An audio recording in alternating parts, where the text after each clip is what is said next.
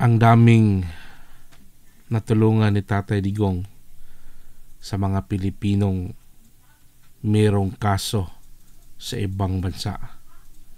Sa katunayan, ilang beses siyang maraming pinauwi niya. Kahit meron pa ngayong isang sobrang lala yung kaso. Pero dahil si Tatay Digong ay may pagmamahal sa ating bansa at alam niya na ang isang Pilipino ay dapat litisin sa sarili niyang bansa at doon gagawin kung meron man siyang nagawang kasalanan. Pero ang nangyari ngayon,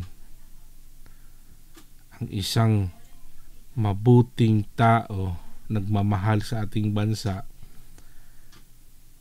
ay siya pa ngayon ang binigay sa ibang bansa. At ano ang reaksyon ng ating mga leader? Wala lang. Hayaan nyo na lang.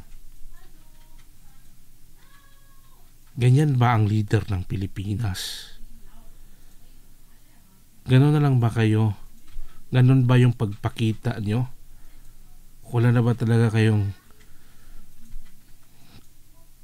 pagmamahal sa kapwa Pinoy?